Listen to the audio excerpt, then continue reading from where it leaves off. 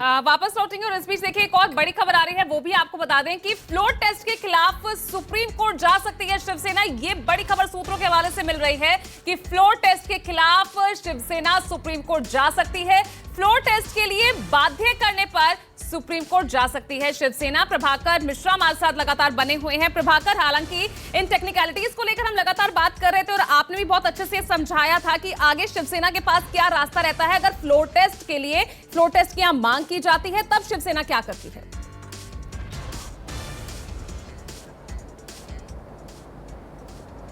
देखिए, एक तरफ तो ये जो हमारे यहाँ कहा जाता है कि गाछे कटहल ओठे तेल, कटहल पेड़ पर है अभी और नीचे खाने वाले ने अपने मुंह में तेल लगा रखा है, इसलिए कि कटहल खाने के लिए उसमें मुंह में थोड़ा कुछ ऐसा लग जाता है, लासा लग जाता है, उसके लिए तैयारी हो रही है। इसको कहते हैं प्लानिंग। तो इस तरह से तैयारी हो रही है, चाहे शिंदे तैयारी कर रहे हो, चाहे बीजेपी की तरफ तैयारी हो रही है। लेकिन इसमें जो बाध्यता है और अड़चन है वो है सुप्रीम कोर्ट और कानूनी बाध्यताएं। कल जब सुप्रीम कोर्ट में सुनवाई हो रही थी तो उस समय उद्धव ठाकरे की तरफ से जो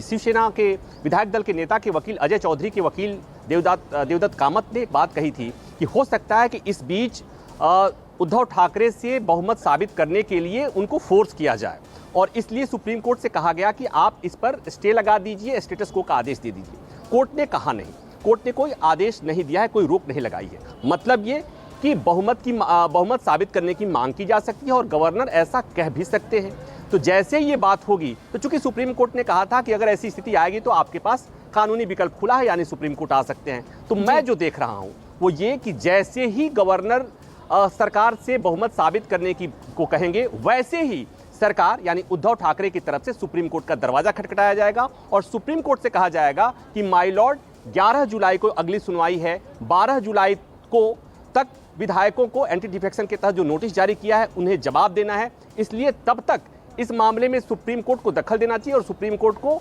ऐसा अंतरिम आदेश देना चाहिए कि उद्धव ठाकरे को बहुमत साबित करने के लिए फोर्स नहीं किया जाए और तब सुप्रीम कोर्ट की भूमिका बहुत महत्वपूर्ण हो जाएगी। और यहीं पर एक तकनीकी बात आती है कि चूंकि सुप्रीम कोर्ट एक बार नहीं कई बार कह चुका है, एसआर बोम्मई के मामले में सुप्रीम कोर्ट का ऐतिहासिक फैसला है कि बहुमत का फैसला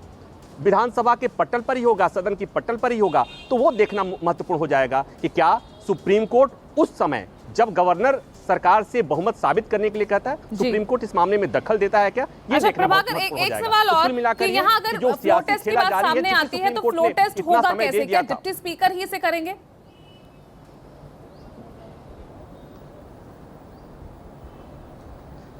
अगर इस बीच फ्लोर टेस्ट होता है तो ये एक महत्वपूर्ण मसला है, इसलिए कि डिप्टी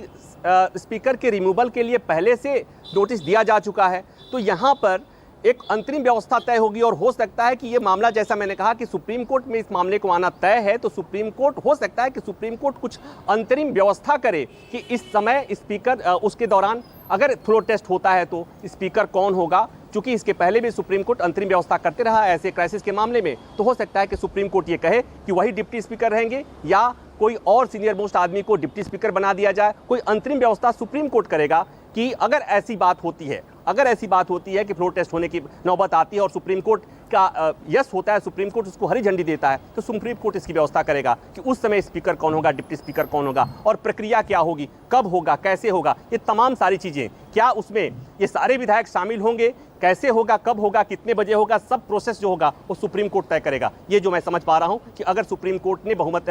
फ्लोर टेस्ट के लिए ओके किया, गो अहेड किया, ग्रीन सिग्नल देता है, उसके बाद सुप्रीम कोर्ट ही तय करेगा उसकी प्रक्रिया क्या होगी। जी चलिए प्रभाकर, वापस लौटूंगी आपके पास, लेकिन नमस्कार, मैं हूं मानक गुप्ता। अगर आपको हमारा ये वीडियो पसंद आया हो तो इसे लाइक और शेयर जरूर करें और हाँ, हमें सब्सक्राइब और फॉलो करना ना भूलें